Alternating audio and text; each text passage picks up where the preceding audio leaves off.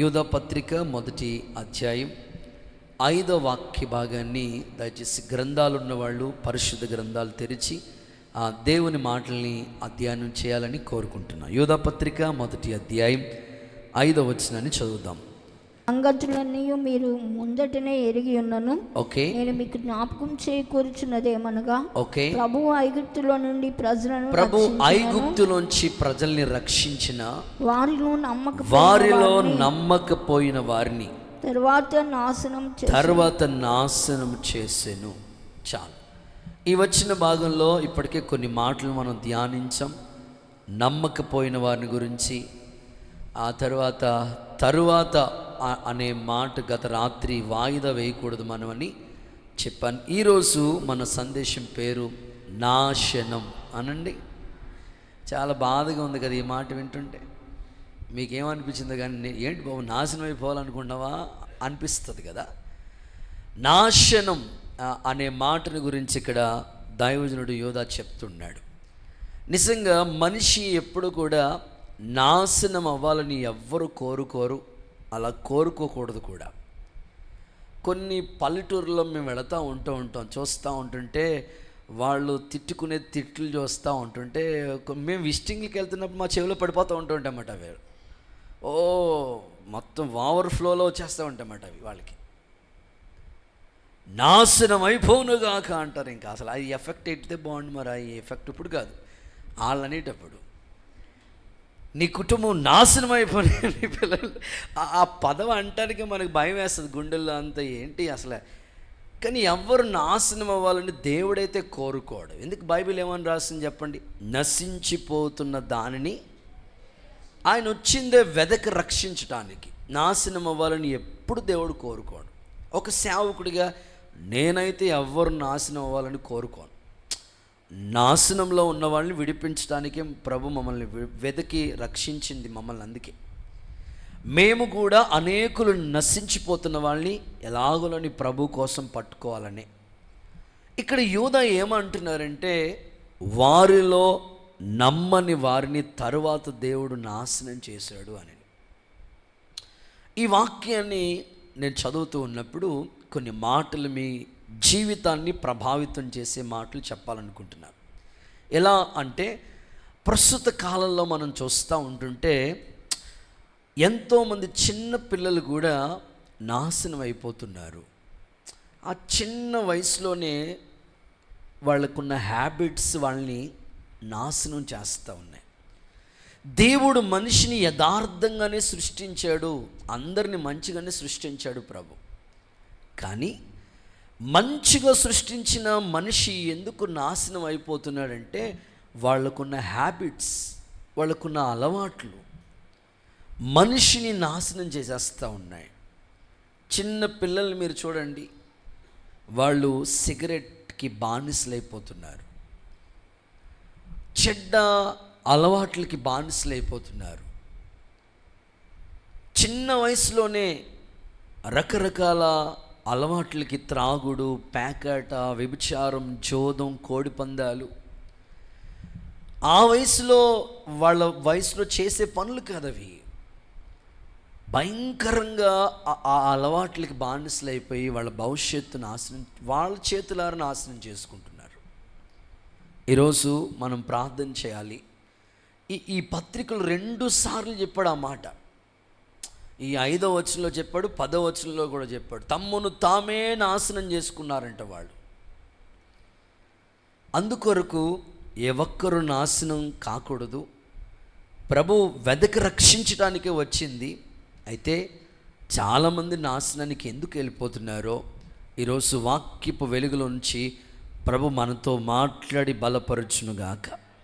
For example, లోతు కుటుంబాన్ని ఒకసారి మీ మనసులోకి తెచ్చుకోండి.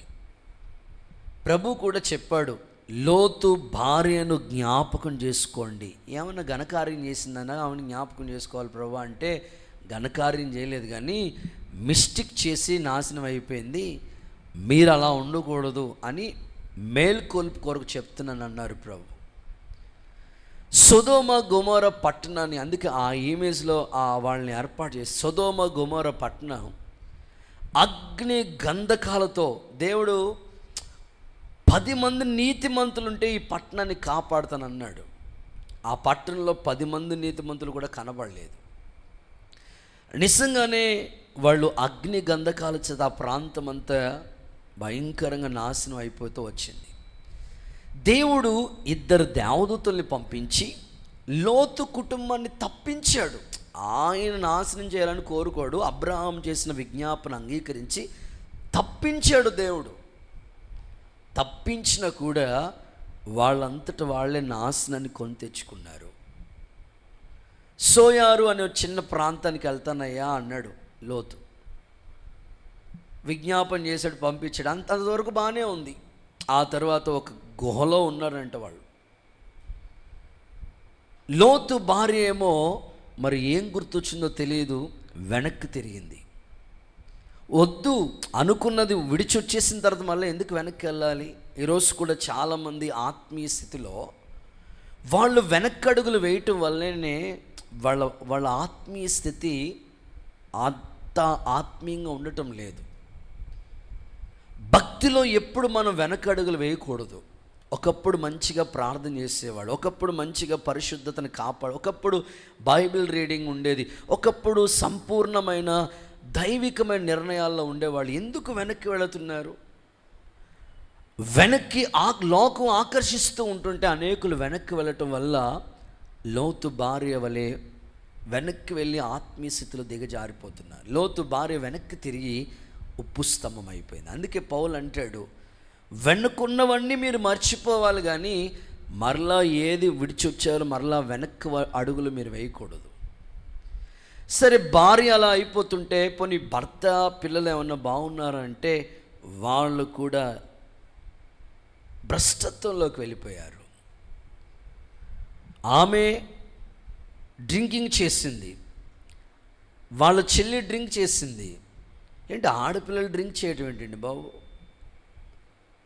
హాస్టల్లో చదువుకుంటున్న పిల్లల గురించి వింటూ ఉంటుంటే భయం వేస్తూ ఉంటుంది. మన పిల్లలు ఇక్కడ చక్కగా ఎదిగిన పిల్లలు చాలా చోట్ల చదువుకోవడానికి హాస్టల్లోకి వెళుతూ ఉంటారు. అక్కడ సిచ్యువేషన్ ఎలా ఉందమ్మా అంటే చెప్తా ఉంటారు, అన్నయ్య అసలు ఇక్కడ చూస్తుంటే మాకు మతిపోతుంది. ఏంటో వీళ్ళ ఫ్రెండ్స్ అర్థం కావట్లేదు, వీళ్ళు ఎందుకు వచ్చారో, చదువుకోవడానికి వచ్చారో షికారులు చేయడానికి వచ్చారో అర్థం కావట్లేదు మాకు. హాస్టల్లో పిల్లలు అనేకమైన హ్యాబిట్స్కి అలవాటు పడిపోతున్నారు. వాళ్ళు ఈ ఆడపిల్లలు డ్రింకింగ్ చేసి తండ్రితో పాపం చేయడం దిగజారిపోయారంటే ఏంటి అసలు వాళ్ళ పరిస్థితి? ఎంత నాశనం కొని తెచ్చుకున్నారు. టోటల్ ఫ్యామిలీ అంతా కూడా నశించిపోయినట్లుగా మనకు అర్థమవుతుంది. లోతు దినాల్లో ఎలా ఉందో ప్రభు రాకడ దినాల్లో కూడా అలా ఉంటాయి అన్నాడు ప్రభు. అందుకే నోవహు కాలం ఎలా ఉందో ప్రభు రాకడ దినములు కూడా అలా ఉంటాయి అన్నారు ప్రభు. నోవహు కాలం చూడండి, నోవహు ప్రకటిస్తున్నా కూడా ఒక్కడు కూడా వాడలోనికి రాలేదు. ఆ ఇంటోళ్ళు తప్ప బయట వాళ్ళు ఎవ్వరు వచ్చి వాడలో కూర్చోలేదు. అందుకే జలప్రళయం వచ్చి వాళ్ళని తుడిపెట్టేసింది. ఏ విధము చేతనైనా మన ప్రార్థన చేద్దాం, మన ప్రాంతాలు నాశనం కాకూడదు. యేసు నామములో తప్పించబడుదురుగాక. గట్టిగా ఒకసారి ఆమేన్ అని చెప్పండి.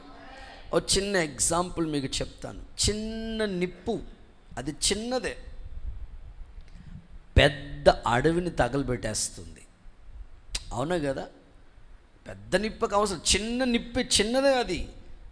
యాకోబు అది చెప్పాడు, చిన్న నిప్పు అడవి అంతా తగలబెట్టేస్తుంది. ఈరోజు కూడా మనిషిలో అది చిన్నదే హ్యాబిట్.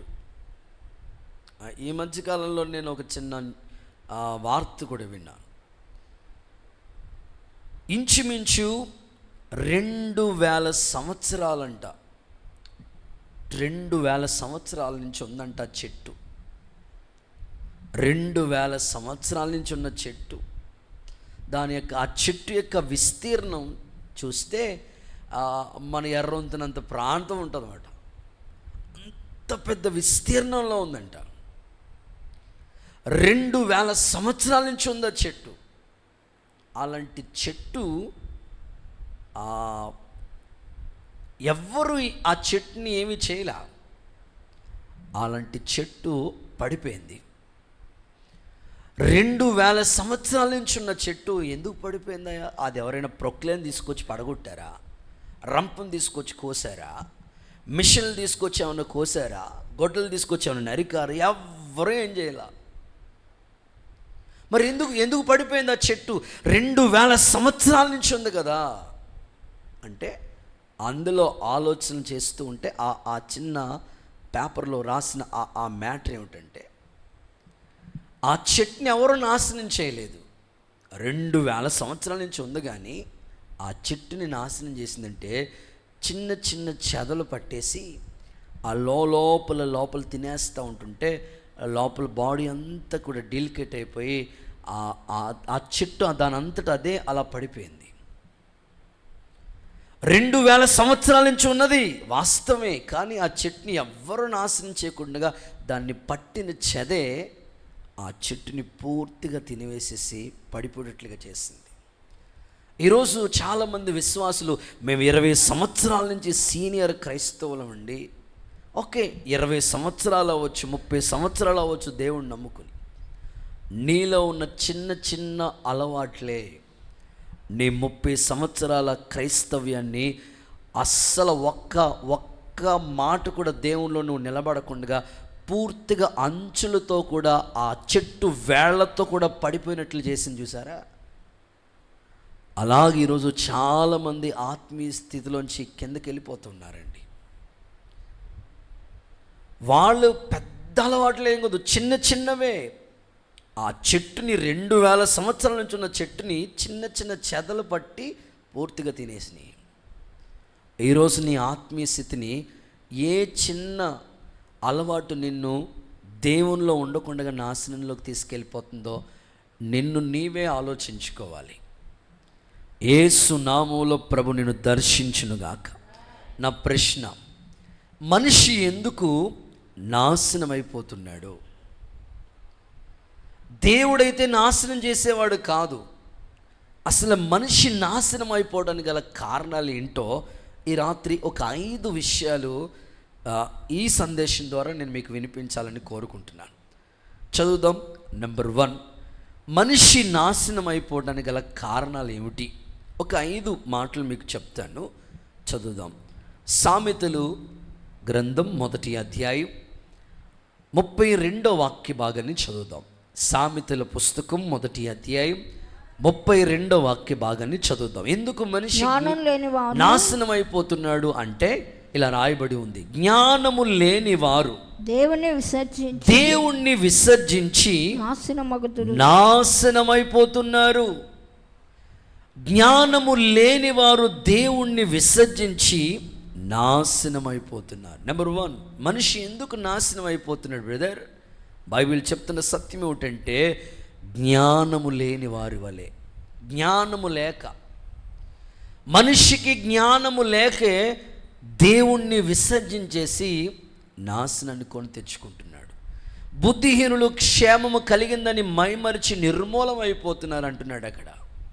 ఈరోజు మీ ఆత్మీయ జీవితంలో లోక సంబంధమైన జ్ఞానం మనిషికి ఉన్నది. అసలు మనిషి ఎంత జ్ఞానంలో డెవలప్ అయ్యాడనంటే, ఒక 10 ఏళ్ల క్రితం అప్పుడున్న టెక్నాలజీకి ఇప్పుడున్న టెక్నాలజీకి ఒకసారి వ్యత్యాసం చూసుకోండి. 20 ఏళ్ల క్రితం వెనక్కి వెళితే అప్పుడు ఉన్న పరిస్థితులు వేరు, ఇప్పుడున్న పరిస్థితులు వేరు. మనం చిన్నప్పుడు రేడియో అంటే తెలుసు మనకి. ఇప్పుడున్న పిల్లలకి రేడియో అంటే, బర్నబా రేడియో అంటే తెలుసా నీకు?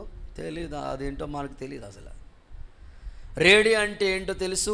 రేడియోలో అప్పట్లో మేము సండే స్కూల్కి ప్రారంభంలో నేను 9th క్లాస్లో ప్రభుని తెలుసుకున్నప్పటికి ప్రేమధార, విశ్వవాణి, వర్తమానం అందిస్తున్నది RRK మూర్తి గారు అని వచ్చేవాడు ఆయన. ఆ రోజుల్లో ఎప్పుడైనా ఎవరు ఈ రేడియో ఉంటే వాక్యాలు పెడతా ఉండేవారు. ఇప్పుడు ఆ రేడియో ఎక్కడికి వెళ్ళిపోయింది, ఏ అటుకు మీదకి వెళ్ళిపోయిందో తెలియదు. ఉన్నాం చాలామంది ఇంట్లో ఉన్నాం, అది ఏమైపోయిందో కూడా తెలియదు. అప్పటికి ఇప్పటికి ఎంత డెవలప్ అయ్యింది, ఎంత నాలెడ్జ్ పెరిగింది. తర్వాత టీవీలో వచ్చినాయి ఇప్పుడు అవి కూడా. ఆ తర్వాత VCR, ఎవరైనా పెళ్ళిళ్ళు జరుగుతూ ఉంటుంటే షూట్ చేసి దాన్ని మరలా వీసీఆర్లో వేసి చూస్తూ ఉండేవారు. ప్రారంభంలో మేము కూడా పాటలు వినేటప్పుడు జ్యోతిర్మయుడు అనే క్యాసెట్ కొన్నాను నేను. కొంటే అది రీల్ అక్కడక్కడ తెగిపోతే మళ్ళీ తెచ్చేసి మళ్ళీ అంటించేసి మళ్ళీ అలా తెగిపోయిన చోట వాయిస్ కూడా అలా వచ్చేసేది మాట, నలిగిపోతూ ఉండేది వైర్ మాట. ఇప్పుడు ఆ క్యాసెట్లు ఏమైపోయినాయో తెలియదు. ఆ తర్వాత సీడీలు వచ్చినాయి. సీడీలు ఇప్పుడు సీడీలు ఎవరు వాడుతున్నారండి?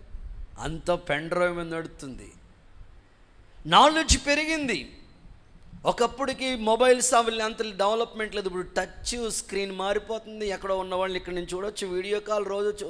అంత భౌతికమైన జ్ఞానం అభివృద్ధి చెందింది, టెక్నాలజీ పెరిగింది. మనిషికి లోక సంబంధమైన జ్ఞానం ఉంది, కానీ దేవుణ్ణి గూర్చిన జ్ఞానం లేక మనిషి నశించిపోతున్నాడు. అందుకే భక్తుడు అంటున్నాడు, నా జనులు జ్ఞానము లేని వారే నశించిపోతున్నారు. ఏ జ్ఞానం ఇది? దేవుణ్ణి గూర్చిన జ్ఞానం లేక.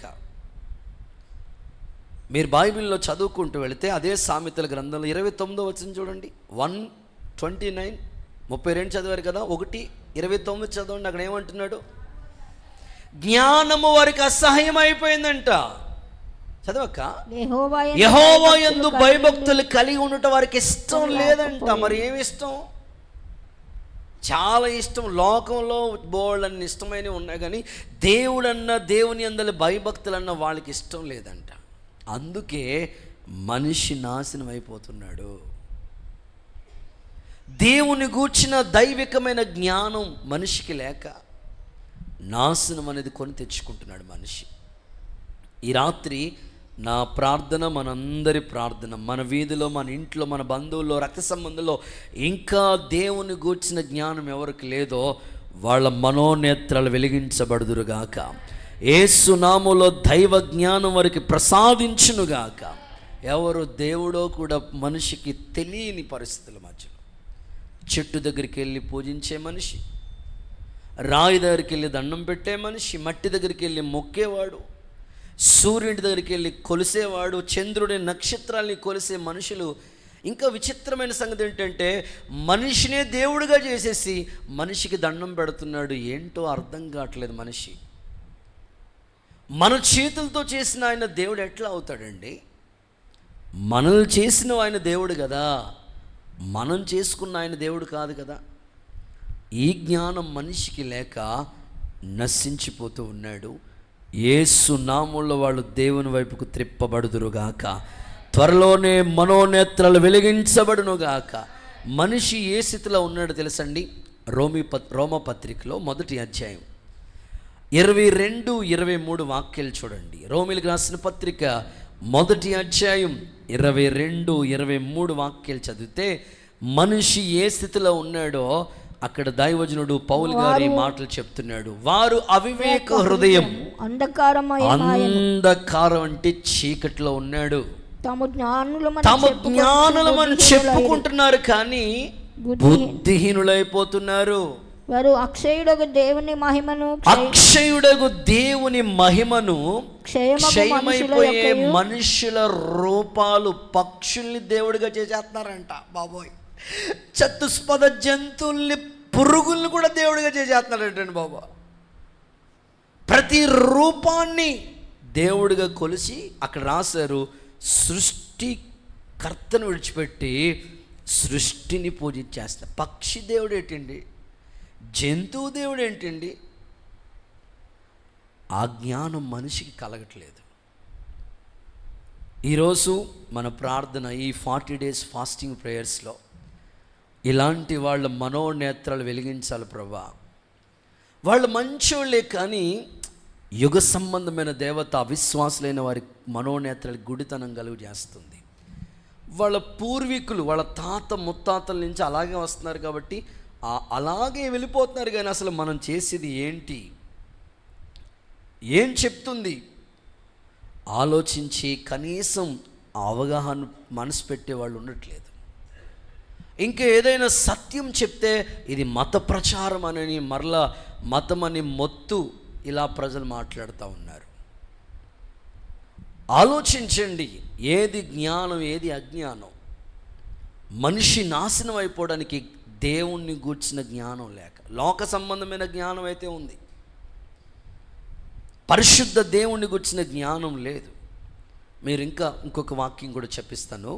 అపోస్తుల కార్యాల గ్రంథం 17వ అధ్యాయం 23వ వాక్యం చూస్తే, పౌలు గారు ఒక ప్రాంతానికి వెళ్ళాడు. ఆ ప్రాంతం యొక్క పరిస్థితులు, ప్రజలు ఎలా ఉన్నారు తెలుసా? నేను సంచరించుచు మీ దేవతా ప్రతిమలను చూచుచుండగా ఓకే, ఒక బలిపీఠం నాకు కనబడ్డది. దాని మీద తెలియబడని ఏ దేవుడు? తెలియబడిన దేవుడిని ఎలా పూజ చేస్తావు? తెలియబడని దేవుడు అని రాసి రాయబడి ఉన్నది. ఆ దేవుణ్ణి కొలుస్తున్నారంట. కాబట్టి మీరు తెలియక దేనియందు భక్తి తెలియకుండా ఎలా భక్తి చేస్తున్నారు మీరు? దానినే మీకు ప్రచురపరచు. అప్పుడు దైవజనుడు అక్కడ తెలియబడని దేవుడు గురించి వాళ్ళు పూజ చేస్తూ ఉంటుంటే, ఎవరు దేవుడో అన్వేషించి వాళ్ళకి వివరించి ఆ ప్రాంతంలో అద్భుతమైన సంఘాన్ని కట్టాడు పౌలు. దేవుడికి స్తోత్రం కలుగునుగాక. ఈ రోజుల్లో మన ప్రాంతాల్లో, మన కుటుంబాల్లో, మన వీధుల్లో ఇంకా తెలియబడని, సరిగ్గా వాళ్ళకి అవగాహన తెలియక, ఎప్పటి నుంచో వస్తుంది ఇది ఆచారం అనుకుని అలా వెళ్ళిపోతున్నారు. కానీ మనసు పెట్టి గ్రహించి ఖచ్చితంగా ఆలోచించే వాళ్ళ సంఖ్య తక్కువైపోయి వాళ్ళు నాశనం అయిపోతున్న పరిస్థితులు మనం చూస్తున్నాం. వైజాగ్లో స్టీఫెన్ అనే ఒక దైవజనుడు ఉన్నాడు. ఒకప్పుడు ఆయన కూడా అలాగే ఎవరైనా దేవుడి గురించి మాట్లాడుతూ ఉంటుంటే అస్సలు ఒప్పుకునేవాడు కాదట. మాకింతమంది ఉన్నారు దేవుళ్ళను అంటూ ఉండేవారంట ఆయన. ఒకసారి షాంపూ ప్యాకెట్ కోసమని ఆయన ఉంటున్న స్థలంలోంచి కిందకు వచ్చి, ఆ బిల్డింగ్ పై నుంచి కిందకు వచ్చి షాప్ దగ్గరికి వెళ్ళి షాంపూ ప్యాకెట్ తీసుకుందామని వెళ్తే అక్కడ ఒక పాస్టర్ గారు వేరే వాళ్ళకి సువార్త చెప్తున్నారంట. అసలు పాస్టర్లన్నా, దేవుడన్నా, దేవుని సన్నిధన్నా అస్సలు ఇష్టం ఉండేది కాదంట ఆయనకి. నాకు దొరికాడు రే పాస్టర్, ఈరోజు ఆడుకుందాం ఈయంతో అనుకున్నాడంట ఆయన. దేవుడికి స్తోత్రం చెప్పండి. ఏది ఆర్ఆర్కే మూర్తి గారి లాగా బైబిల్లో తప్పులు వెతుకుదామని చదివాడంట. బైబిల్ ఆయన చదువుతూ ఉంటుంటే ఆయనలో ఉన్న తప్పులు అర్థమైతే మొత్తం అన్నీ వదులుకొని ప్రభు సేవకు వచ్చాడు ఆయన. ఈ స్టీఫెన్ అనే వ్యక్తి కూడా అలాగే దొరికడరా పాస్టర్, అసలు ఏంటి నా ఆడుకుందాం, ఆట పట్టిద్దాం. ఇప్పుడు కూడా చాలామంది ఉన్నారు కదండి, దొరికితే చాలు వాళ్ళని ఆట పట్టించాలి అని రకరకాలుగా ప్రవర్తించే వాళ్ళు ఉన్నారు. అలాగే ఆయన దగ్గర కూర్చుని, అయ్యా ఎందుకయ్యా సువార్త ఏటయ్యా, నువ్వు చక్కగా కాళ్ళు చేతులు బాగానే పనిచేస్తున్నాయి కదా, నీకు బలంగానే ఉన్నావు కదా, కష్టపడి పని చేసుకుంటే 4 డబ్బులు వస్తాయి కదా, ఏంటయ్యా ఇది మత ప్రచారం ఏంటి? మతం కాదయ్యా, ఇది దేవుని గురించిన మార్గం. ఆయన కూర్చుని ఆయన డిస్కషన్ చేసుకుని పాస్టర్ గారితో డిస్కషన్ పెట్టుకున్నాడంట. ఆయన ఆల్రెడీ అన్యుల ఆచారాల నుంచి వచ్చాడేమో, మొత్తం అందరు పుట్టు పూర్వత్రాలు అన్నీ ఆయనకి తెలుసు కాబట్టి ఒక్కొక్కటి గురించి చెప్తా ఉంటుంటే, ఒక్కొక్క దేవుని గురించి చెప్తా ఉంటుంటే ఆయనకి ఇంకా నిజంగా తల ఎక్కడెట్టుకోవాలో అర్థం కాలేదంట. అసలు నువ్వు నిజంగా దేవుడు అంటున్నావు కదయ్యా, దేవుడు లాంటి కొడుకు పుట్టాలనుకుంటావు నువ్వు అసలు? వాయిస్ వెనకాల తాకుండి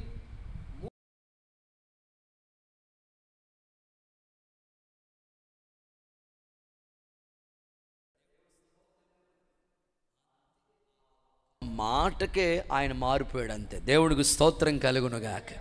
నేనంటాను, మన ప్రాంతాల్లో ఎవరైతే ఇంకా ప్రభువులోకి రాకుండా ఉన్నారో వారి మనోనేత్రాలు వెలిగించబడునుగాక. దేవుని గూర్చిన జ్ఞానం వాళ్ళకి లేదు. ఇంకా జ్ఞానం లేని వాళ్ళు ఎలా ఉన్నారో తెలుసండి. కొన్ని మాటలు చదివిస్తాను చూడండి. సామెతల గ్రంథం 20వ అధ్యాయం 1వ వచనం చూడండి ఒకసారి. జ్ఞానం లేకుండా మనిషి ఎందుకు నాశనం అయిపోతున్నాడో అక్కడ చూడండి. ఇలా చెప్తున్నాడు సామెతలు 20వ అధ్యాయం 1వ వచనం. ద్రాక్షారసము వెక్కిరింత పాలు చేస్తుంది, మద్యం అంటే డ్రింకింగ్ చేసే హ్యాబిట్ ఉన్న వాళ్ళు అలర పుట్టిస్తారు, దాని వశమైపోయిన వాళ్ళు జ్ఞానము లేనోళ్ళు. ఇప్పుడు దేవుడు ఏం చెప్తున్నాడు? బాబా నీ కష్టాజీతం నువ్వు ఉపయోగించుకోరా బాబా, అనవసరంగా తాగొద్దు, ఈ హ్యాబిట్స్ నీకొద్దు. బైబిల్ చెప్తుంది అదే కదా. కొంతమంది తెలియక, ఏవయ్యా పాస్టరా మా డబ్బులు మా ఇష్టం, మేము తాగుతాం, నీకేందయ్యా నువ్వేమన్నా ఇస్తున్నావు మాకు అని తిరగబడే వాళ్ళు కూడా ఉన్నారు. నేను వాళ్ళతో చెప్పే మాట ఏంటంటే, నీ డబ్బులు నీ ఇష్టం, కానీ బైబిల్ చెప్తున్న సత్యం ఏమిటంటే, నువ్వు అనవసరంగా తాగి లోపల ఉన్న అవయవాలు పాడు చేసుకోవటం దేవుడికి ఇష్టం లేదు. అది చెప్పడానికే మేము ఉంటాం. నీ డబ్బులే అవి, కానీ నువ్వు తాగటం వల్ల లోపల అవయవాలన్నీ పాడైపోతున్నాయి. ద్రాక్షరసం వెక్కిరింత పాలు చేస్తుంది. ఆ దాని వశమైన వాళ్ళు నిజంగానే జ్ఞానం లేనోళ్ళు. ప్రభు దగ్గరికి వచ్చినప్పుడు ఆయన చెప్పింది ఏంటంటే, ఈ అలవాట్లు విడిచిపెట్టండి అన్నాడు. ఆయన చెప్పింది అది మంచి మార్గం చెప్పాడు ఆయన. ఇంకా ప్రజలకి జ్ఞానం లేక సాయంకాలం అయితే బ్రాందీ షాప్ దగ్గరికి వెళ్ళిపోయి బ్యాచ్, ఎవరు డబ్బులు ఉంటే ఎవడు పోయిస్తే ఆడ దగ్గరికి వెళ్ళి తాగేసి బ్యాచ్. మేము నిన్న సాయంకాలం ఆడుకు వెళ్ళి వస్తున్నామండి. చూస్తే నల్లంతుని దగ్గర క్యూ కట్టేసి ఉన్నారు. అందులో ఇలా చూస్తే నేను పెద్ద ఆయన కనబడ్డాడు. నాకు తోసేయండి లోపలికి అంటున్నాడు. దేవుడికి స్తోత్రం. నాకు ఆశ్చర్యం అనిపించింది, ఏంట్రా ఈ మనుషులు. చాలామంది వెక్కిరింత పాలు చేస్తుంది, జ్ఞానం లేక చేస్తున్నారు ఇలాంటి పనులన్నీ కూడా. సామెతలు 14:15 కూడా చూడండి ఒకసారి. సామెతలు 14:15 కూడా చూస్తే ఆ మాట ఉంటుంది. జ్ఞానము లేని వారు ప్రతి మాట నమ్మేస్తూ ఉంటారు. ఆలోచించాలి, అసలు దేవుడు ఎలా వచ్చాడు. అవగాహన ప్రజలు కలగట్లేదు. అదే సామెతల గ్రంథంలో ఇంకో మాట కూడా చదివిస్తాను, 27:12 జ్ఞానం లేనోడే నశించిపోతున్నాడు. బుద్ధిమంతుడు అపాయం వచ్చుట చూసి దాగి ఉంటాడు. అయితే జ్ఞానం లేనోడు ఏం చేస్తా తెలుసండి, యోచింపకుండగా ఆపదలోకి వెళ్ళిపోయి పడిపోతాడంట. ఇందులో నేను నాబాల్ గురించి మాట్లాడతాను. ఎవరైనా నాబాల్ నిజంగానే మనిషి అన్నీ ఉన్నాయి కానీ జ్ఞానం లేదని చెప్పాలంతే. జ్ఞానం లేనివాడు యోచింపక ఆపదలో పడతాడు అన్నట్లు. దావీదు రాజు నాబాల్ దగ్గరికి 10 మంది పని వాళ్ళని పంపించాడు. దావీదు దగ్గర ఉండే వాళ్ళని పంపించి ఏమంటాడంటే, ఇదిగో ఆ భాగ్యవంతుడితో, ఆల్రెడీ రాజు ఈయన, ఎవరు దావీదు రాజుగారు, ఇంకొకరిని అంత గౌరవంగా మాట్లాడే పరిస్థితులు రావు, కానీ ఎంత చక్కగా చెప్పాడు తెలుసా. ఆ భాగ్యవంతునితో మీరు ఎలా చెప్పండి, ఏమని చెప్పండి, నీకు నీ ఇంటికి కలిగిన అంతటికి క్షేమం అని చెప్పండి అని పనివాళ్ళని ఇచ్చి పంపించాడు దావీదు. వెళ్ళారా పనివాళ్ళు.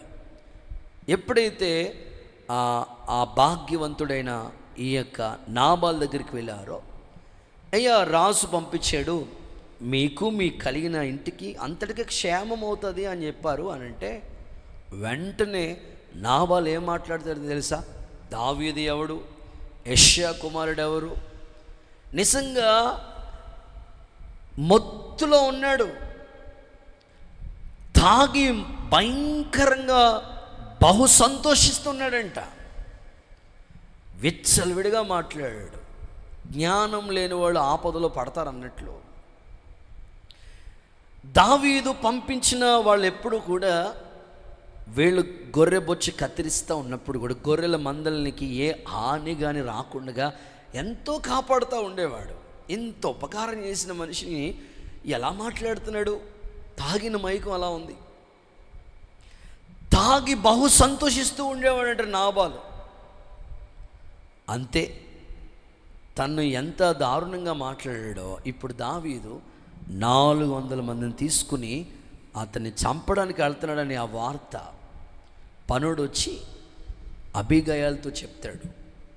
సో స్టోరీ అంతా మీకు ఆ అధ్యాయం అంతా తెలుసు కనుక సింపుల్గా చెప్తున్నాను. చాలామంది జ్ఞానం లేకుండానే ఆపదలో పడిపోయి చివరికి నాబాలు పరిస్థితి ఏమైందో మనకు తెలుసు. పనికి మాలినవాడిగా ఉన్నాడు. అందుకే ఆ మాటలు రాశారు చూడండి. ఆ మాటలు సమూయేలు మొదటి పుస్తకం 25వ అధ్యాయం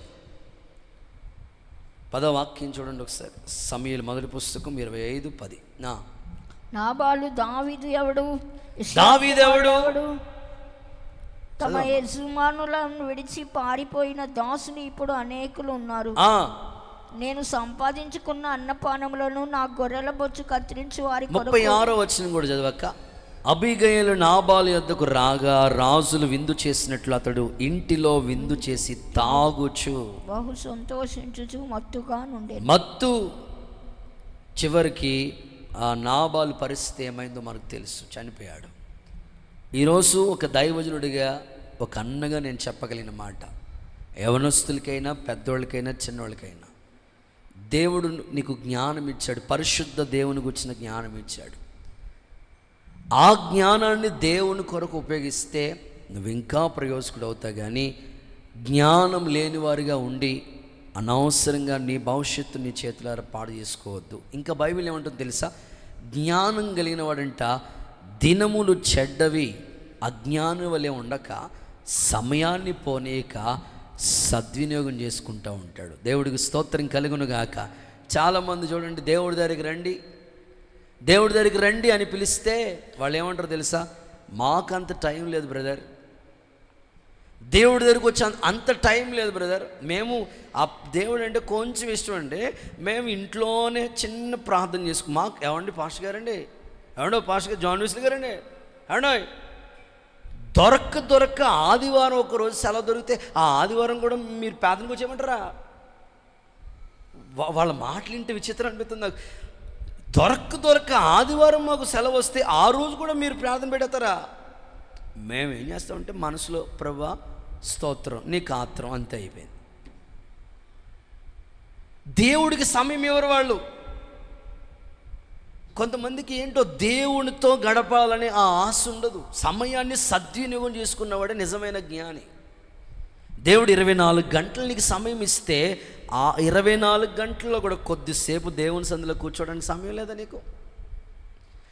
సద్వినియోగం చేసుకోవట్లేదు. చాలామంది అజ్ఞానుల వల్లే ప్రవర్తిస్తున్నారు. ఓ మాట చెప్తాను మీకు, చాలా సీరియస్గా ఉన్నారు కాబట్టి హల్లెలూయా అని చెప్పండి. ఇంకొంచెం చేతులు పైకెత్తి హల్లెలూయా.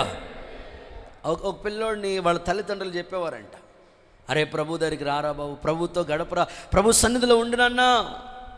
మమ్మీ నాకంత టైం లేదు అనేవాడంట. ఎన్నిసార్లు పాస్టర్ గారు వచ్చి చెప్పినా నాకు టైం లేదు, సేవకుల దగ్గర ఉన్న బ్రదర్స్ చెప్పినా నాకు టైం లేదు, వాళ్ళ మమ్మీ చెప్పిన డాడీ ఎవరు చెప్పినా నాకు టైం లేదు, మీరు ఖాళీ ఉంటే మీరు పోండి, నేను రాను అనేవాడంట.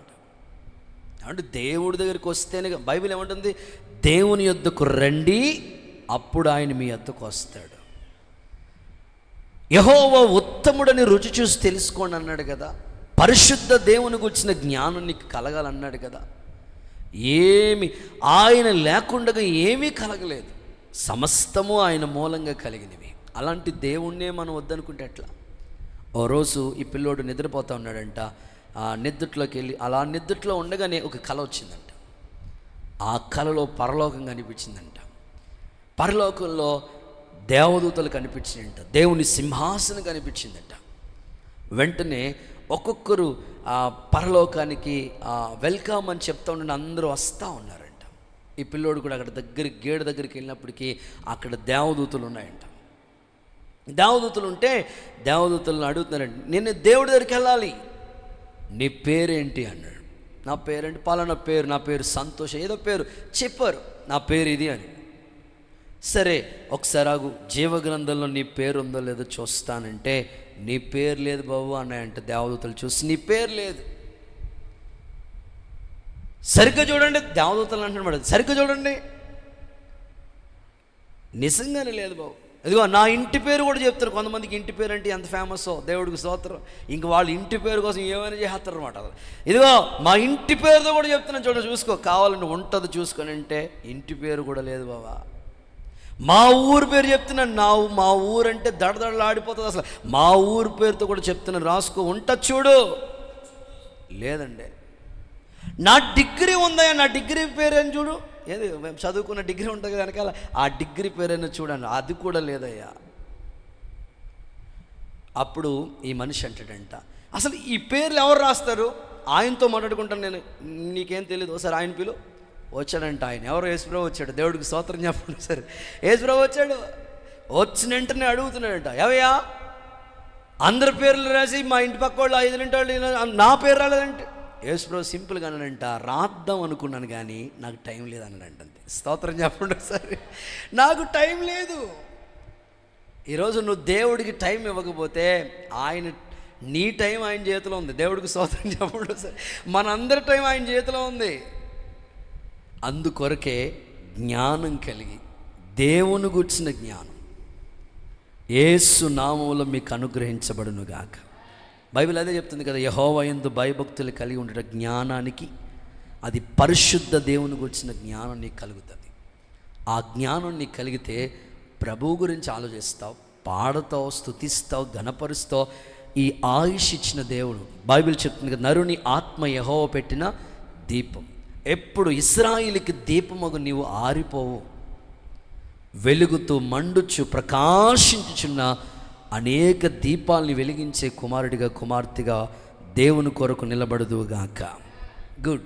ఒకటి, ఎందుకు నశించిపోతున్నారు ప్రజలు? నాశనం అనేది ఎందుకు వచ్చిందంటే, ఒకటి జ్ఞానం, దేవుని గురించిన జ్ఞానం లేక నశించిపోతున్నారు. రెండవ మాటలకు వెళ్దాం. సెకండ్ వన్, కీర్తనల పుస్తకం 1వ అధ్యాయం 6వ వాక్యం చూడండి.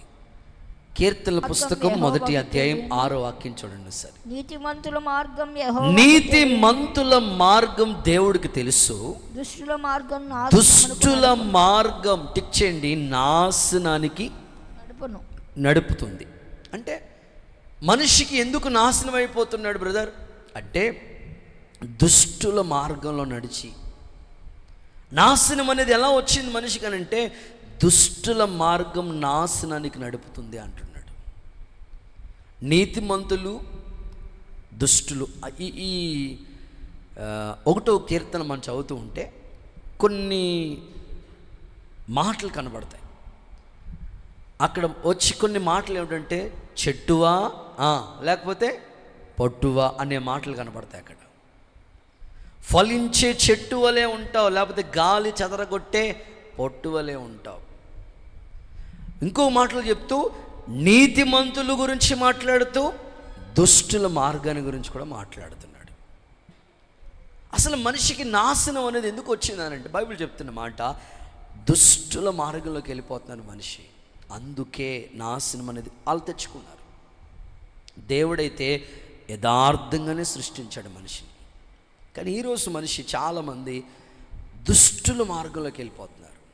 ఆఫీస్లో పనిచేసే వాళ్ళు చాలామంది నమ్మకస్తులు ఉన్నారండి. దానియేలు లాంటి వాళ్ళు ఉన్నారు, షడ్రక్ మేషక్ అబేద్నెగో లాంటి వాళ్ళు ఉన్నారు, రోషం కలిగి భక్తి చేసిన వాళ్ళు ఉన్నారు. ఏ ప్రతిమకు మేము నమస్కారం చేయమని ప్రభు కొరకు రోషంగా నిలబడి భక్తి చేసిన వాళ్ళు ఉన్నారు. ఏముందలే, దేవుడు ఆడు చూశారు, పాస్టర్ గారు ఆడు చూశారులే అనుకుని మల్ట్ అయిపోయేవారు, టర్న్ అయిపోయేవాళ్ళు, దేవుని నుంచి వేరైపోయేవాళ్ళు కూడా ఉన్నారు. దుష్టుల మార్గంలోకి వెళ్ళిపోతున్న వాళ్ళు ఉన్నారు. అందువల్ల వాళ్ళ నాశనాన్ని కొని తెచ్చుకుంటున్నారు.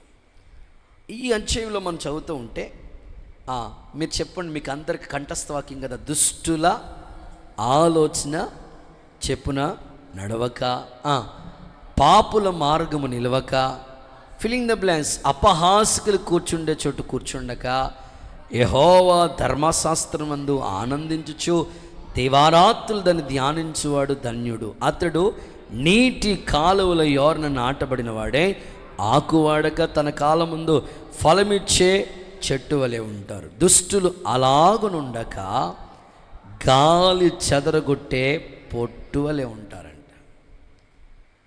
అందుకని మనం పొట్టులా ఉండకూడదు, చెట్టులాగే ఉండాలి. ఇంకా దుష్టుల యొక్క స్థితిని గురించి ఇంకొక మాట కూడా చదివిస్తాను. దుష్టుల కంట విజయం కొంతకాలమేనంట. యోబు 24లో ఉంటుంది ఈ మాట. దుష్టులకి విజయం కొంతకాలం. నువ్వేమనుకుంటావంటే, నేను ఎంత భక్తి చేస్తున్నాను, నేను ఇన్ని రోజులు ఉపవాసాలు ఉన్నాను, అసలు 33 రోజులకు వచ్చేసాను,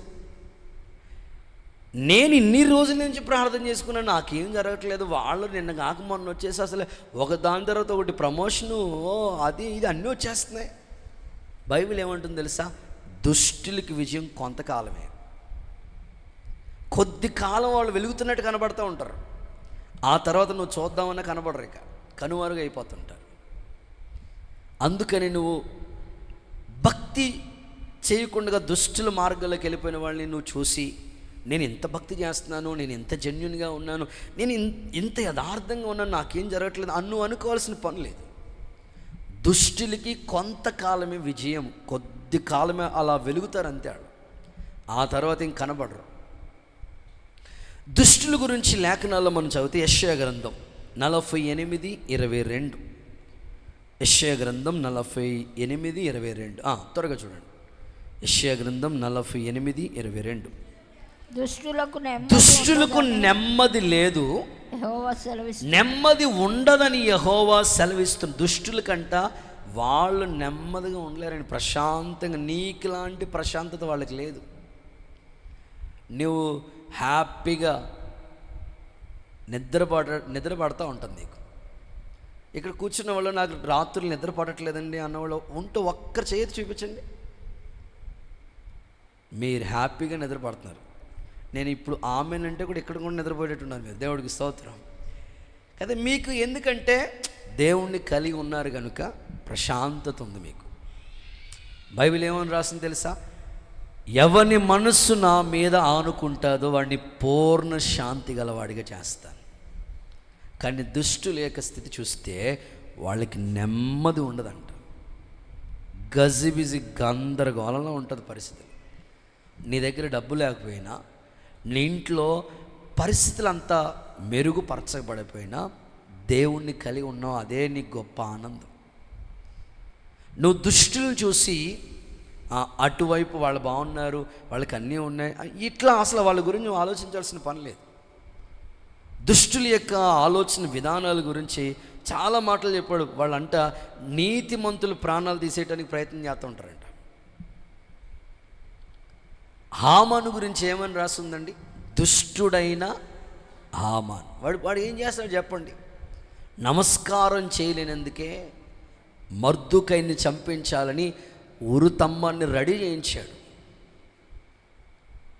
చివరికి యూదుడనేవాడు ఉండకూడదని ఒక జీవో తీసుకొచ్చాడు. ఏం జరిగిందో మీకు తెలుసు కదా. ఎవడు తీసుకున్న గోతులు వాడు పడతాడు అన్నట్లుగా ఏ ఉరుతమ్మాన్ని చేయించాడో అదే ఉరు స్తంభం మీద మర్దుకై మర్దుకైని ఉరి తీయించాలని ప్రయత్నం చేసిన ఈ హామాన్ అదే ఉరు స్తంభం మీద ఉరి తీయబడ్డాడు. కారణం ఏమిటంటే నిజంగా దుష్టులు ఆలోచనలు అలా ఉంటాయి. కొద్ది కాలమే వాళ్ళకి వెర్రవీగుతారు. నువ్వు వాళ్ళతో చూసి ఇంకా నేను భక్తి చేయను అని అనుకోవాల్సిన పని లేదు. నీ ప్రార్థన ఖచ్చితంగా దేవుడు చేయనుగాక, ఫలింపచేస్తాడు. చూడండి, హామాను గురించి 2 మాటలు చదివిస్తాను. ఎస్తేరు పుస్తకం 7వ అధ్యాయం 6వ వాక్యం 10వ వచనం. 7వ అధ్యాయం 6వ వచనము 10వ వచనం, 2 వచనాలు కలిపి చదవాలి మీరు. ఎస్తేరు పుస్తకం 7వ అధ్యాయం 6వ వచనము 10వ వచనం. మా విరోధియగు ఆ పగవాడు దుష్టుడైన ఎవరైనా దుష్టుడైన ఈ హామాను. దుష్టుడైన హామాను ఏమైంది మరి ఆయన పరిస్థితి? హామాను మర్దుకై కొరకే సిద్ధపరిచిన ఉరి స్తంభం మీద వారు అతనినే ఉరి తీసి మరలా ఎవడు తీసుకున్న గోతులో వాడే పడ్డాడు. నేను ఒక దైవ సాక్షిగా, దేవుని సేవకుడిగా ఈ బలిపీఠం మీద నిండి నేను చెప్తున్నాను, నీ ఉద్యోగంలో, నీ వ్యాపారంలో, నీ చేతి పనిలో నీకు విరోధంగా రూపించబడిన ఏ ఆయుధము వర్ధిల్లకుండా ఉండునుగాక. దుష్టుల మార్గం నాశనానికే వెళ్తుంది. హామాను చేసుకున్నట్లుగా నాశనం తిరిగి తన తల మీదకే వచ్చింది. నీకు విరోధంగా, నీ ఉద్యోగానికి వ్యతిరేకంగా, నీ పనికి వ్యతిరేకంగా నిన్ను ఇబ్బంది పెట్టాలని ప్రయత్నం చేసిన వారు చేసిన గోతులో వాళ్ళే పడతారు. ఎందుకంటే నువ్వు యథార్థంగా మంచి మార్గంలోనే పోతున్నావు. దుష్టుల మార్గము అది నాశనానికి తీసుకుని వెళుతుంది. ఈ వాక్యం ద్వారా దేవుడు నిన్ను ధైర్యపరిచి, నూతనపరిచి, దైవికమైన భక్తి మార్గాలు నిలుపునుగాక. ఒక అంకుల్ నాకు తెలుసండి,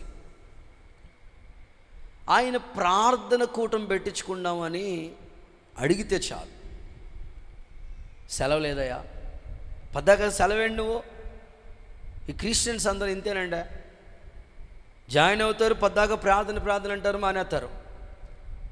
అంటే యేసుప్రభు అంటే ఇష్టం ఉండదు మాట ఈ మనిషికి. పాప నేను ప్రార్థన చేసుకునేవాడంట, ప్రభా ఏంటయ్యా పద్దాక నేను అంత మాటలు నేను జెన్యున్గానే చేస్తున్నాను, అన్నిసార్లు నేను సెలవు పెట్టుకోను కదా, ఏదైనా ఇంపార్టెంట్ ఇంట్లో ఫంక్షన్ అయినా పెళ్ళైనా ప్రార్థన అప్పుడే కదా పర్మిషన్ అడిగేది.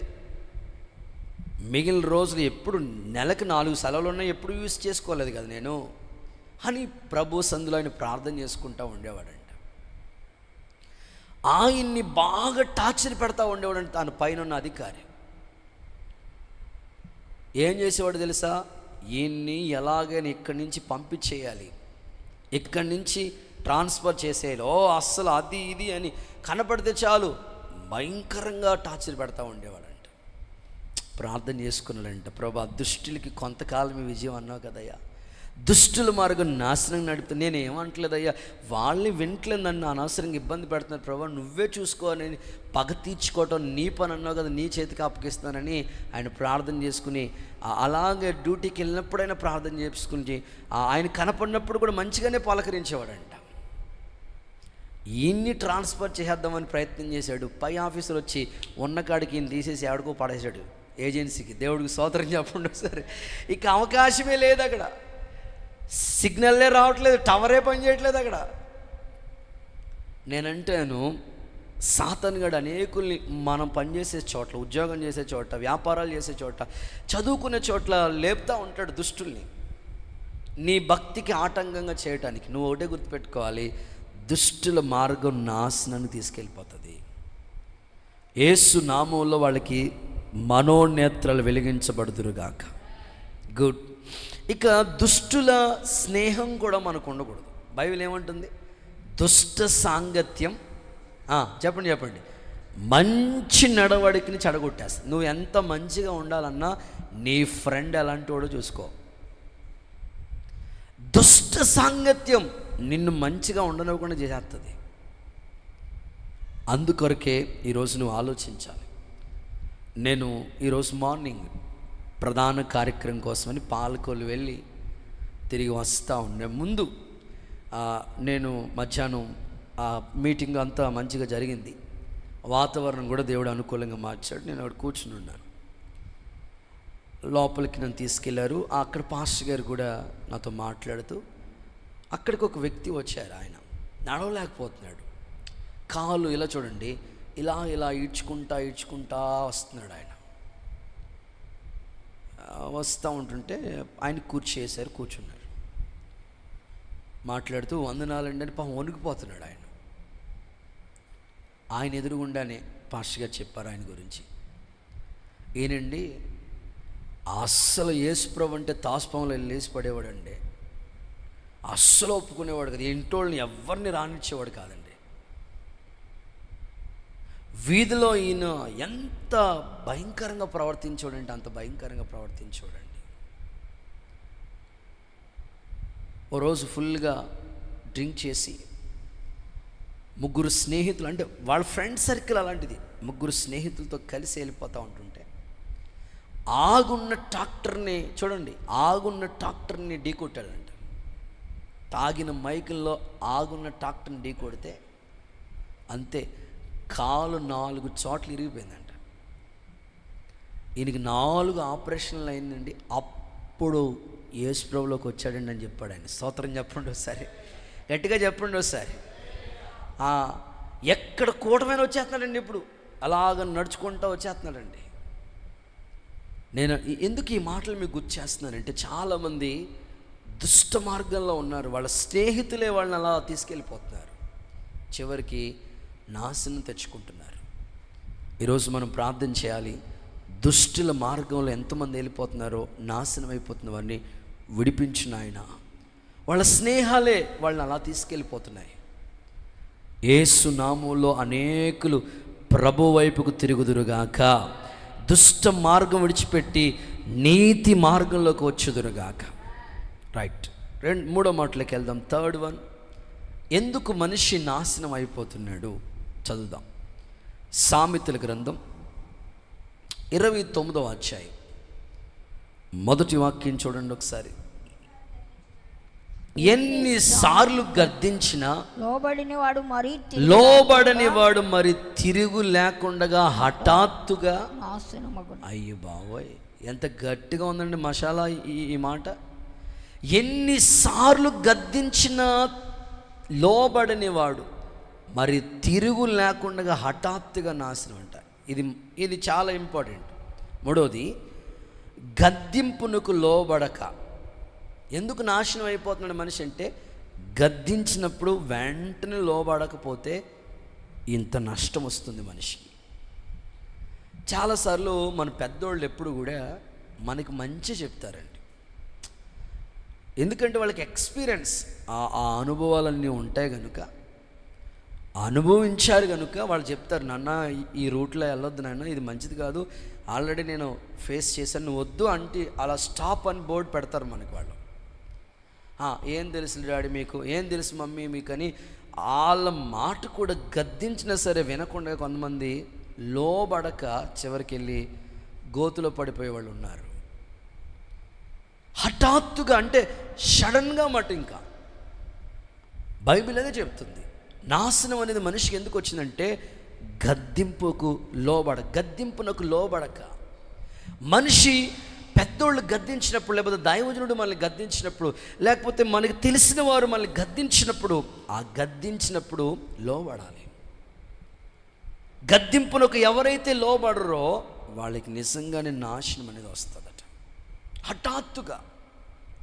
బైబిల్లో కొన్ని సందర్భాలు చెప్తాను మీకు.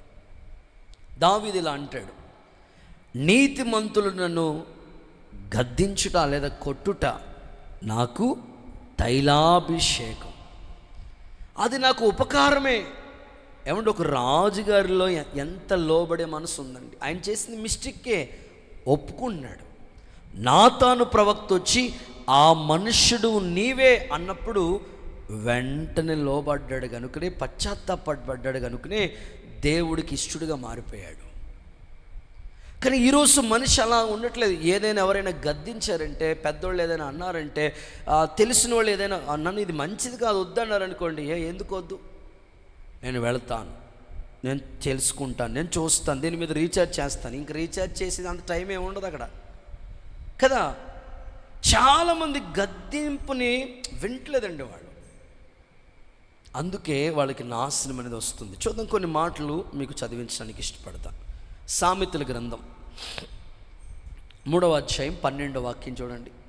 తండ్రి తనకిష్టమైన కుమారుని గద్దించు రీతిగా, తండ్రి తనకిష్టమైన కుమారుని గద్దించు రీతిగా యెహోవా తాను ప్రేమించే వాళ్ళని గద్దిస్తాడు. దేవుడు ఎప్పుడు కూడా తను ప్రేమించే వాళ్ళని గద్దిస్తాడు. ఒక తండ్రి తనకిష్టమైన బిడ్డల్ని గద్దిస్తాడండి. ఏ తండ్రి కూడా పిల్లలు పాడైపోవాలని అనుకోరు, పిల్లలు త్రోవ తప్పిపోవాలనుకోరు. అందుకే గద్దింపునకు మనం ఎప్పుడు లోబడతా ఉండాలి. తనకిష్టమైన వాళ్ళని దేవుడు గద్దిస్తాడంట. ఇంకొక మాట కూడా చదివిస్తాను. సామెతలు 12:1. సామెతలు 12:1. వాడు జ్ఞానమును ప్రేమించేవాడు, గద్దింపుని అసహించుకునేవాడు పశుప్రాయుడు అంటండి. గద్దింపు ఎవరైతే అసహించుకుంటారో వాడు నిజంగా పశువుతో సమానం అంట. ఓ పిల్లోడు ఉన్నాడండి, స్కూల్కి వెళ్తాడు రెగ్యులర్గా, బాగా చదువుతాడు. వాళ్ళ నాన్న ఏం చేశాడు తెలుసా, ఆ పిల్లోడిని ఏ రోజు కూడా మెచ్చుకోలేదు. మెచ్చుకోక మళ్ళీ రివర్స్లో, నువ్వేం పెద్దగా చదవట్లేదు, ఇంకా బాగా చదవాలి అని ఎప్పుడూ ఆ పిల్లోని గద్దిస్తూనే వచ్చాడంట. వాళ్ళ నాన్న 90 మార్కులు వచ్చినా 90 అయ్యాడు, ఇంకా 10 మార్కులు ఎవరికి ఇచ్చావు అని ఇట్లా అనేవాడంట వాళ్ళ నాన్న. అంటే ఎప్పుడు సీరియస్నెస్ అన్నమాట. ఆయన మెచ్చుకున్న దాఖలాలు ఎక్కడ లేవు, ఈ 10 మార్కులు ఏం చేస్తావు అని ఇట్లా అడుగుతూ ఉండేవాడంట. పాప మా పిల్లోడికి, నేను ఎంత బాగా చదువుతున్నా మా నాన్నగారు కనీసం మెచ్చుకోవట్లేదు, నన్ను ఎప్పుడూ తిడతానే ఉంటాడు, నన్ను ఎప్పుడు ఏదో అంటానే ఉంటాడు, అని అనుకుని ఇక వాళ్ళ నాన్న అంటే అస్సలు ఇష్టం లేదంట. పిల్లల్ని కూడా మనం అడుగుతూ ఉంటాం, నీకు నాన్న అంటే ఇష్టమా అమ్మ అంటే ఇష్టమా అని అంటే వాడు 99% చెప్తాడు అమ్మ అంటే ఇష్టం అని. ఎందుకంటే ఏమన్నా వాళ్ళ నాన్న అన్నాడు అనుకోండి, వాళ్ళ అమ్మ కొంగు దగ్గరికి వెళ్ళిపోతాడు అలాగా, అంతే. ఎందుకంటే వాళ్ళ అమ్మ సపోర్ట్ కదండి, ఏమన్నీ వదా పిల్లోడిని. వీళ్ళ నాన్న ఎప్పుడు గతిస్తూ ఉండేవాడంట. మీరు కృపక్కని చూడండి, ఎంత మంచిగా ఎన్ని చేసినా సరే సీరియస్నెస్, దేవుడికి స్తోత్రం. నిజం, నేను చూస్తూ ఉంటాను పెద్దక్కని, ఏదైనా సరే ఆవిడ ఫేస్ టు ఫేస్ ఏమంటారంటే సూటిగా, ముక్కు సూటిగా మాట్లాడుతుంటే దేవుడికి స్తోత్రం, అంతే. వాళ్ళు ఏమనుకున్నాను అవసరం, అంతే, ఉన్నది ఉన్నట్లుగా దులిపేస్తుంది, అంతే. నేను అక్కడికి చెప్తాను, ఎందుకక్క అంత సీరియస్, మరి ఉన్నది ఉన్నట్టుగా ఎందుకక్క, మరి అంతే, అది సర్లే అని నేను అనుకుంటా. సో అలా గద్దించినప్పుడు కొంతమందికి ఇష్టం ఉండదు. సేవకులుగా మేము కూడా కొన్నిసార్లు గద్దిస్తాం, వాళ్ళకి అది నచ్చదు. నేను ఇన్ని చేస్తున్నా నన్నే అనాలా అనుకుంటారు. ఈ పిల్లోడు కూడా నేను ఇంత బాగా చదువుతున్నా మా నాన్న అసలు మెచ్చుకోవట్లేదు, మా అమ్మే బెటరు అని అనుకుని వాళ్ళ అమ్మ చుట్టూరుని తిరుగుతూ ఉండేవాడంట ఆ పిల్లోడు. రోజు నాన్న వస్తాడు, ఈసారి మా నాన్న సంగతి చూడాలి, ఎన్నిసార్లు అని భరిస్తాను ఈ తిట్లు అనని ఈ అట్టుకుంటుంది కదండి కొంతమందికి, ఇంటి పైన చిట్టడుకుంటుంది. ఆ చిట్టడుకి ఎక్కి పెద్ద బండరాయి ఒకటి పట్టుకుని పైకి కూర్చున్నాడు. ఈ నాన్న వస్తాడు, మధ్యాహ్నం సాయంకాలం టైంలో భోజనానికి వస్తాడు. ఈ రోజు నుంచి గొడవ ఉండదు, ఎన్నిసార్లు ఈ తిట్లు భరించేది, పెద్ద బండరాయి నెత్తి మీద గుండ్రాయిలాగా అలా పడైతే అంతే, దెబ్బకి అవుట్ అనని ప్రయత్నం చేశాడు. వచ్చాడు, కాలు చేతులు కడుక్కుని కూర్చున్నాడు, భోజనం చేద్దామని. ఈ లోపల వాళ్ళ అమ్మ వచ్చింది, భోజనం పెట్టింది. మాట్లాడుతుంటుంటే మాటల్లో వచ్చి వాళ్ళ పిల్లడి గురించి వచ్చింది. వాడు పైనుంచి వింటున్నాడు. ఏమన్నాడంటే, ఏమండి ఎప్పుడు పిల్లల్ని తిడతానే ఉంటారేంటి మీరు, వాడిని కనీసం మెచ్చుకున్న దాఖలాలు ఎక్కడ ఉండవేటి, మీరు ఎప్పుడు తిడతానే ఉంటారు, ఎందుకండి అట్లా తిడతారు మీరు అంటే వాళ్ళ నాన్న చెప్తున్నాడంట. ఎందుకు తిడుతున్నాను తెలుసా, మెచ్చుకుని జెండు బొమ్మ రాసి ఉంటే వాడు అస్సలు నెతికెక్కేసి కొమ్ములు వచ్చేస్తే అస్సలు చదవడు. ఎంత చదివిన వాడిని ఎందుకు సరిచేస్తున్నానంటే వాళ్ళలోకి ఒకవేళ వాళ్ళలోనికి అతిశయం వచ్చేసి వాడు పూర్తిగా చదవటం మానేస్తాడు, కొమ్ములు వచ్చేస్తాయి వాడికి. అందుకనే నేను వాడిని గద్దిస్తూనే ఉన్నానంటే ఇంకా 2 నిమిషాలు అయితే పైనుంచి రాడు అలసేదుడు. అవునా నాన్న, నేనంటే నీకు ఎంత ఇష్టమా నాన్న అని అనుకుని అక్కడి నుంచి అలాగే దిగిపోయి వాళ్ళ నాన్న కాళ్ళ మీద పడిపోయాడంట. స్తోత్రం చెప్పండి ఒకసారి, హల్లెలూయా చెప్పండి. సామెతలు 13:18 చూడండి, గద్దింపుని లక్ష్య పెడితే ఘనత పొందుతాడు. అందరు చదవండి అన్నమాట. సామెతలు 13:18. గద్దింపును లక్ష్య పెట్టువాడు ఘనత పొందుతారు. నేను అదే అంటాను, మిమ్మల్ని ఎవ్వరు గద్దించినా అది మీ మేలు కొరకే. సో మిమ్మల్ని హెచ్చరించినప్పుడు ఆ హెచ్చరిక మీరు అంగీకరించాలి. పౌలు దగ్గర ఎంతోమంది పరిచర్య చేసేవాడిని సిద్ధం చేశాడు పౌలు. తిమోతిని రెడీ చేశాడు, ఎపఫ్రాని రెడీ చేశాడు, ఎపఫ్రోదితుని రెడీ చేశాడు, చాలామందిని జత పనివాళ్ళని తయారు చేశాడు. అందులో ఒక జత పనివాడు తీతు. ఎప్పుడు ఎలా ఉండేవాడు తెలుసండి తీతు, హెచ్చరికని ఎప్పుడు అంగీకరించేవాడంటండి తీతు. ఈరోజు మీ ఆత్మీయ జీవితంలో నాశనం అనేది మీలోకి రాకుండా ఉండాలంటే గద్దింపుకి ఎప్పుడు లోబడుతూనే ఉండాలి. ఒకవేళ లోబడకపోతే హఠాత్తుగా మనకి అది నష్టం, నాశనానికి వెళ్ళిపోతాం. యేసు నామములో మీకు పరిపూర్ణమైన మార్పు కలుగు చేయనుగాక. గద్దింపు ఎప్పుడు మీరు ఇష్టపడుదురుగాక. గుడ్. 4 మాటలకు వెళ్ళిపోదాం. 4th one, 145వ కీర్తన. 145వ కీర్తన 20వ వచనం చూడండి. 145:20. యెహోవా తన్ను ప్రేమించే వాళ్ళందరినీ కాపాడుతాడు.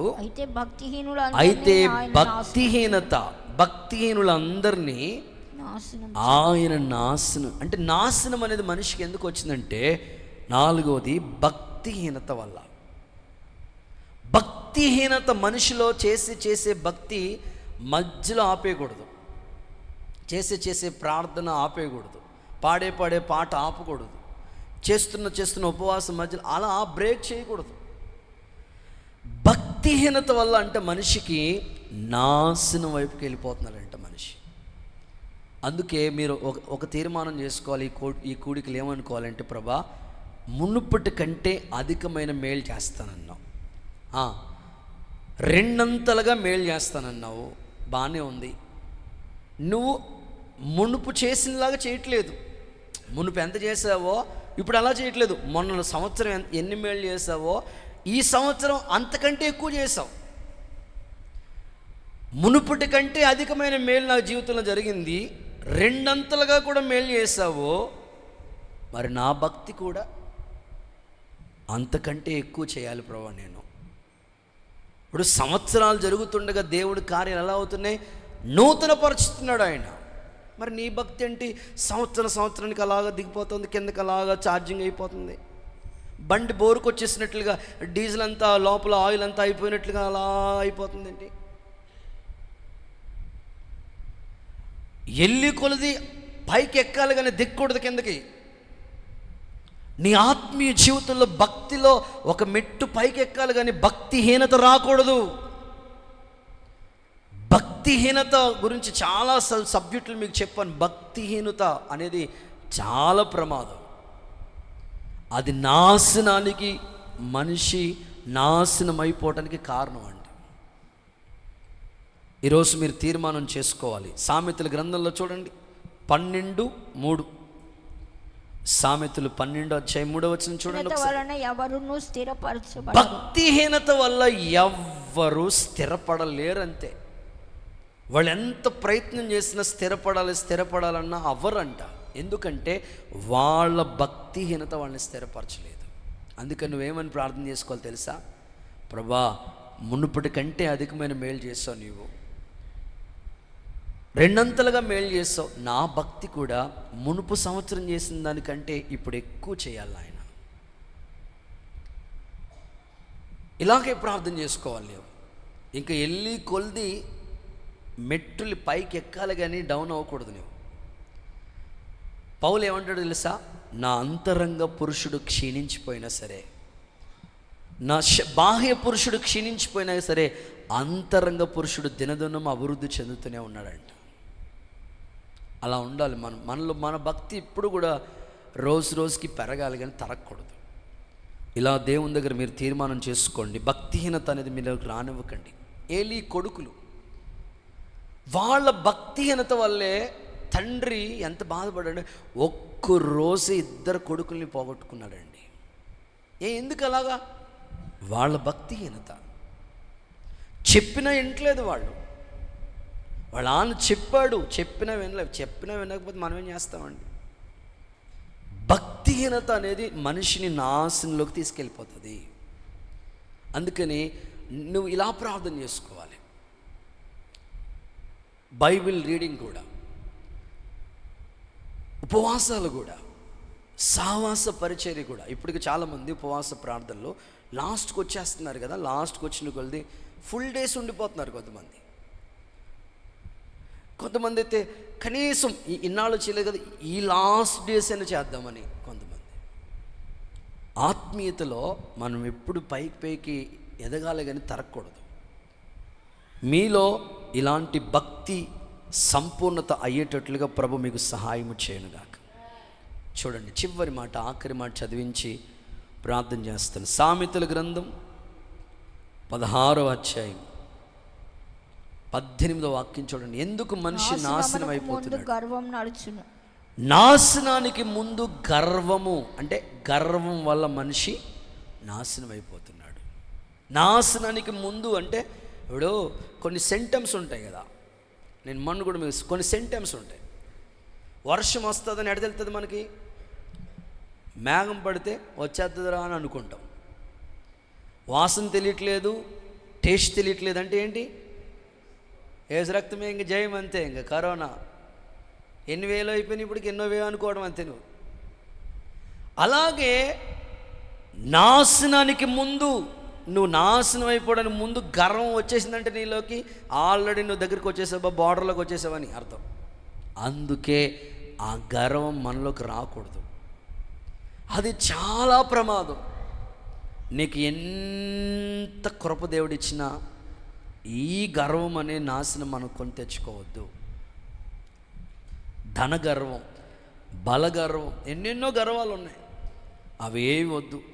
తలాంతులు ఇచ్చినా, ఎంత కృప దేవుడు నీకు ఇచ్చినా అస్సలు వాటిని చూసి ఏ రోజు అతిశయించొద్దు, గర్వించొద్దు. అవి నిన్ను నాశనాన్ని తీసుకెళ్ళిపోతున్నాయని గుర్తుపెట్టుకోవాలి. ఉజ్జియాకి ఎంత ఆశీర్వాదం ఇచ్చాడండి దేవుడు. ఆయనకు వచ్చి పన్ను కట్టేవారంటండి, బలాభివృద్ధి పొందేవాడంటండి ఉజ్జియా. దేవుణ్ణి ఆశ్రయించినంత కాలం వర్ధిల్లాడంటండి ఉజ్జియా. ఆయనకంటండి దేవుడు ఆశ్చర్యకరమైన సహాయం చేసేవాడండి. మామూలు సహాయం కాదంట, ఆశ్చర్యకరమైన సహాయం వచ్చేదంట. అతని కీర్తి దేశమంతా వ్యాపించిందంట. వాస్తవంగా పరిపాలన చేసిన రాజుల్లో ఎక్కువ కాలం పరిపాలన చేసింది ఈయనే ఎక్కువ కాలం పరిపాలన చేసినట్టుగా అనిపిస్తుంది మనకు ఆయన గురించి చదివితే. కానీ ఒకటే రీజన్, అతడు స్థిరపడిన తర్వాత మనసులో గర్వించి చెడిపోయాడని రాసుంది. అందుకొరకు ఈ రాత్రి మీరు ఆలోచించండి. చూద్దాం, ఆ మాట చదువుకుని ముందుకెళ్ళిపోదాం. దినవృత్తాంతాలు 2వ పుస్తకం 26:16. దినవృత్తాంతాలు 2వ పుస్తకం 26:16. అయితే అతడు స్థిరపడిన తరువాత అతడు మనసులో వచ్చిన ఆ గర్వాన్ని బట్టి చదవండి, చెడిపోయాను. అతడు ధూపపీఠం మీద ధూపం వేయటక యెహోవా మందిరంలో ప్రవేశించి దేవుడైన యెహోవా మీద ద్రోహం చేయక యాజకుడైన అజర్యాయు అతనితో కూడా ఉన్న ధైర్యవంతులైన యెహోవా యాజకులు. చూడండి 3వ వచనం చూస్తే, ఉజ్జియా ఏలన ఆరంభించినప్పుడు ఎన్ని సంవత్సరాలు? 16 ఏండ్ల వాడై యెరూషలేములో ఎన్ని సంవత్సరాలు? 52 సంవత్సరాలు. దావీదు ఎన్ని సంవత్సరాలు ఏలాడు? 40. సౌలు ఎన్ని? 40. సొలొమోను ఎన్ని? 40.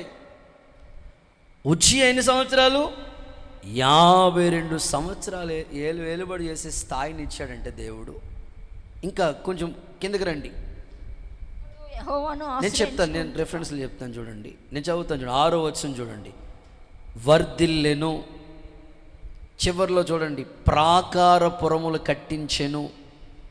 ఇంకా చివరిలోకి 8వ వచనం చివరిలోకి రండి, అధిక బలాభివృద్ధి. 9వ వచనం ప్రారంభం, వ్యాపించెను. 15వ వచనం చివరిలో, అతడు స్థిరపడే వరకు ఆశ్చర్యకరమైన సహాయం. ఇన్ని క్వాలిటీస్ ఉంటే ఒక్క గర్వం మొత్తం లేకుండా చేసేసింది అసలు. అందుకొరకు కొంతమంది చూడండి, విచిత్రంగా కొంతమంది పిల్లలు మాట్లాడాలంటే, నేను లేకపోతే అసలు ప్రపంచం ఏమీ లేదంటారు. ప్రపంచం లేదా? గడియారం తిరగదా? అన్నీ జరిగిపోతాయి. దేవుడికి స్తోత్రం చెప్పండి ఒకసారి. అందుకని ఏ విషయంలో గర్వం రానివ్వకండి, అది నాశనానికి ముందు వచ్చేస్తుందట. అందుకొరకే దేవుడు మీకు ఎన్ని ఇచ్చినా ఎదిగి కొలిది ఒదిగేటట్లుగా ఉందాం. ఇటు కృపా ఆశీర్వాదములు దేవుడు మనకి దయచేయునుగాక. ముగిస్తున్నాను. ఈరోజు మన వర్తమానం నాశనం. చాలామంది నశించిపోతున్నారు. ఎందుకు? కారణం ఏమిటి అంటే ఒక 5 కారణాలు మీకు చెప్పాను. చెప్పండి. మొదటిది, దేవుని గూర్చిన జ్ఞానం లేక. 2, దుష్టుల మార్గంలోకి వెళ్ళి నడిచటం వల్ల. 3వది, గద్దింపునకు లోబడకపోవటం. 4వది, భక్తిహీనత వల్ల. 5వది, గర్వం వలన. కాబట్టి నాశనం అనేది ఎలా వచ్చిందో ఈ కారణాలు మీకు చెప్పాను. ఎవ్వరు నాశనం వైపు వెళ్ళకుండగా దేవుడు ఇచ్చే ఆ మహిమ కలిగిన ఆనందాన్ని మనం పొందుకోవాలని మనస్ఫూర్తిగా కోరుకుంటున్నా. ఈ మాటలు దేవుడు మన వెనుకల్లో దీవించునుగా.